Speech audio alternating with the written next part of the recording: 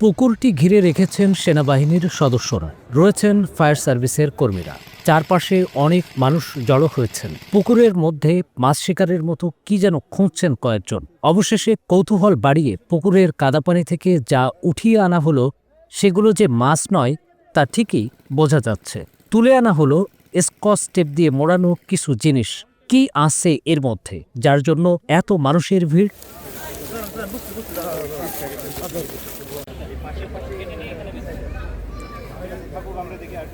এই ঘটনা ফরিদপুরের কানাইপুর আর্ক সেন্টারের পাশের একটি পুকুর ঘিরে। এবার দেখে নেওয়া যাক কি আছে স্কচ টেপ দিয়ে মোড়ানো এই বস্তায়। যা দেখা গেল তা থেকে বলা যায় এ যেন পুকুর সেচে অস্ত্র শিকার।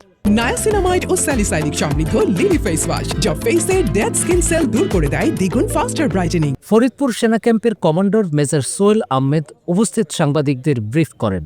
তার মুখেই শুনুন পুকুর সেচে আসলে কি কি পাওয়া গেছে। ফরিদপুর আর্মি ক্যাম্প একটি অপারেশন পরিচালনা করি এবং পরিচালনা করার সময় আপনারা দেখতে পেয়েছেন এই পুকুর থেকে আমরা বিপুল পরিমাণে দেশীয় অস্ত্র, সাথে 6টি রাইফেল, ম্যাগাজিন পেয়েছি আরও 6টি, এবং সাথে 16 রাউন্ড অ্যামুনিশন এবং 2টি শর্টগান অ্যামুনিশন আমরা এখান থেকে উদ্ধার করতে পেরেছি।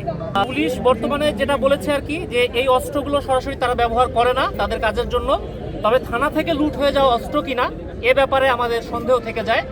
এই পিস্তলগুলো সব করে আমরা মোটামুটিভাবে সক্রিয় হিসেবে পেয়েছি এবং আমরা দেখলাম একটি পিস্তলের গায়ের উপরে লেখা আছে made in USA.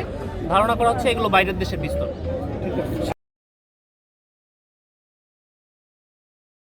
Niacinamide O salicylic সমৃদ্ধ লিলি ফেস ওয়াশ, যা ফেসের ডেড স্কিন সেল দূর করে দেয় দ্বিগুণ ফাস্টার ব্রাইটেনিং।